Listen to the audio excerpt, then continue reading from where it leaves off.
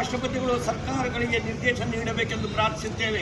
ಆಡಳಿತ ಮತ್ತು ವಿರೋಧ ಪಕ್ಷಗಳು ಸದನದಲ್ಲಿ ಡಾಕ್ಟರ್ ಬಿ.ಆರ್. ಅಂಬೇಡ್ಕರ್ ಮತ್ತು ಸಂವಿಧಾನ ಕುರಿತು ಈ ಹಿಂದೆ ಘಟಿಸಿರುವ ಕೆಲವು ಪ್ರಮಾದಗಳ ಬಗ್ಗೆ ಆರೋಪ ಮತ್ತು ಪ್ರತ್ಯಾರೋಪ ಮಾಡುತ್ತಾ ಕಾಲಹರಣ ಮಾಡುವುದರ ಬದಲಾಗಿ ಉಭಯತರರು ಸಂವಿಧಾನದ ರಕ್ಷಣೆ ಮತ್ತು ಸಂವಿಧಾನದಲ್ಲಿರುವ ಹಕ್ಕುಗಳನ್ನು ಜನರಿಗೆ ತಲುಪಿಸುವ ಪ್ರಾಮಾಣಿಕ ಪ್ರಯತ್ನವನ್ನು ಆತ್ಮಪೂರ್ವಕವಾಗಿ ಮಾಡುವುದರ ಮೂಲಕ ಬಲಿಷ್ಠ ಭಾರತ ನಿರ್ಮಾಣಕ್ಕೆ ನಾಂದಿ ಆಗಬೇಕೆಂದು ನಮ್ಮ ಸಂಘಟನೆ ವಿನಂತಿಸುತ್ತದೆ.